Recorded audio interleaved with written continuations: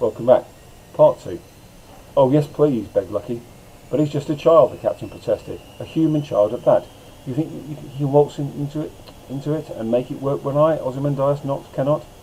Let him try, said Mystica. How else is he going to find his father? The captain snorted. Well, there's a simple way to settle this. Boy, put your fingers on its dials and ask it to unlock itself. You'll see, it won't do a thing. Ask it, said Lucky nervously. Yes, think the words in your mind. Lucky put his fingers on the dials, feeling foolish, but it was his mind. He imagined saying the words, Astrolabe, please unlock yourself. The instant he thought that, the dials began to turn beneath his fingers. The wheels began to spin smoothly, gracefully, easily. It was moving. At last, the astrolabe was moving. All he had to do was ask. Something so simple he'd never even thought of it. Bubbling with excitement, he looked up and saw the aliens all staring at him, their eyes aflame. How are you doing that, His Nox? I just did what you told me, quaked Lucky. As the metal disc turned and turned, there was such a sensation of power under his fingertips, and he wasn't doing a thing. The astrolabe was spinning at its own speed, following its own rhythms like some starry dynamo, pulsing in the night. So what now, he said. How does it work? Your human ships use star maps to navigate faster than the speed of light, said Nox, eyes flashing. But Axis ships travel at the speed of dark. We use astrolabes to guide our dark matter drives across the vast gulfs of interstellar space. Dark matter? Said Lucky, puzzled. Like the bombs? Biggs scowled. Is that all you know about us? Bombs? Well, the dark matter drive is the safest, cleanest, quickest way to travel ever invented. It doesn't waste fuel like your crazy groundlings, but without an astrolabe the drive won't work.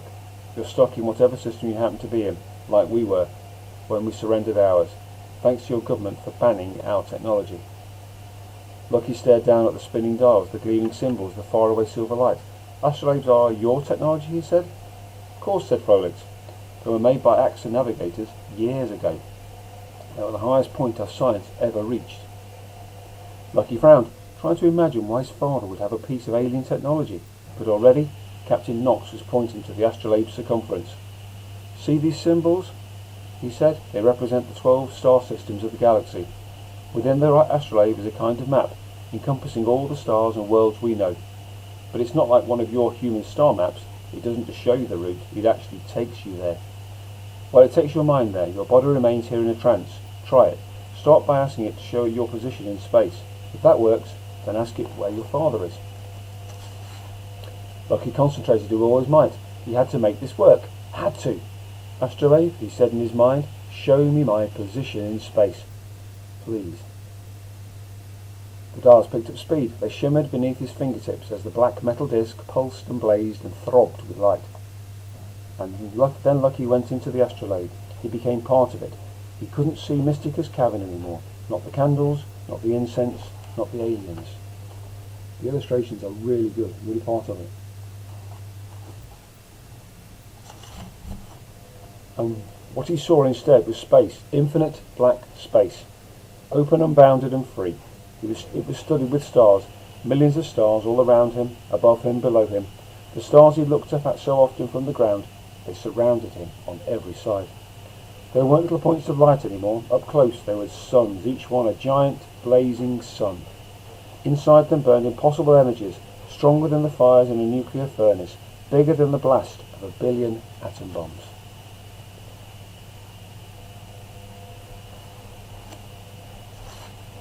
They filled him with awe. They were so bright it hurt his eyes to look directly at them, but he couldn't help it. He felt compelled to stare and stare into the scorching faces of these suns, for as he gazed at them, he had the distinct sensation that they were staring right back at him. And as he flew amongst them, he became aware that he was no longer in his own body. He seemed to be in a new body, some kind of astral body that defied gravity and needed no air, a body of pure consciousness.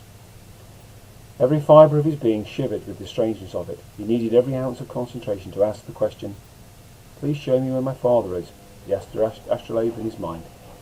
A line of blazing silver light shot out from one of the stars, then another, and now more and more lines were shooting out of more and more stars, joining up into spirals and webs, swirling away in every direction to infinity, so fast it made his head spin and his stomach lurch. What's going on, he thought, as panic rose inside him. I don't like this. I can't move. I can't think. I can't breathe.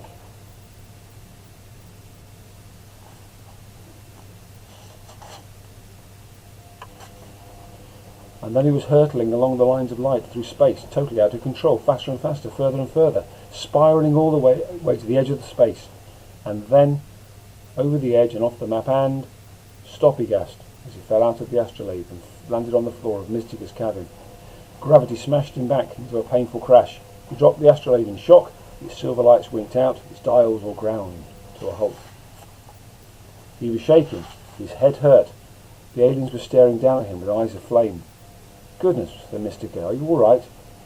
Lucky's heart was still racing, but at least he could breathe again, he could move, he seemed unharmed, though the panic was only a heartbeat away.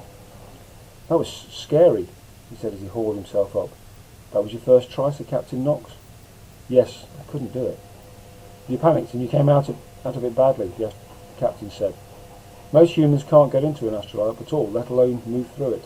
Even the great Axis navigators. It takes years." He shook his head. "So where did it take you?" "Nowhere. It threw me off the edge of the map." "Off the edge?" The captain picked up the astrolabe and examined it. The dials seemed to have flipped inside out. They had twisted and turned right over, so now they appeared to be pointing outside the astrolabe altogether. "Doesn't make sense. Your astrolabe must be broken, after all." Lucky felt a stab of disappointment. His only hope of finding his father. Was it really broken? "Can you fix it?" "Like I said, the technology is old," sighed Felix. "Even we don't understand it anymore." Mystica coughed and pulled her furs tighter around herself. "There is one person who might be able to help, the very person we're going to see. In fact, an old friend of ours on Leo 5. He specialises in ancient artifacts. If anyone can fix that astrolabe, he can." Lucky peered at her. "Could you maybe take me to meet him?" "Don't you think we ought to have business of our own with him?" said the captain coldly. "My dear," Mystica chuckled, "without the boy and his astrolabe, we wouldn't be back in space at all." She winked at Lucky almost like they were conspirators, but then she coughed again, a deep, racking cough that shook her whole body. "Besides, I rather think the professor would wish to see the astrolabe for himself." A look passed between Mystica and Knox. The Knox stood up and strode to the doorway. "Well, it's a long way to Leo," he said. "If you want to stay on the ship, boy, you better start earning your keep. Can you do anything useful?" "I know a bit about starships," said Lucky cautiously. "I've always wanted to fly one." "Fly?" The captain tossed his horns back in scorn. "You think I'll let you fly the Sunfire? No, I'll tell you what you can do to earn your keep. First, you can maintain the ship in tip-top condition, so don't waste any more energy on repairs. You clean the floors, scrub the windscreens, and polish the toilet." "The toilet?" "Yes," said Captain Knox, "the toilet. It is now your responsibility. Second, you helped Frolix fight, so you obviously enjoy fighting like most humans." "Good, because Bixer is always complaining that no one will train with her. So starting right now, you are officially her training partner. You have to do whatever she wants. Are we clear?" Lucky's eyes grew wide with horror, but no wider than Bixer's own.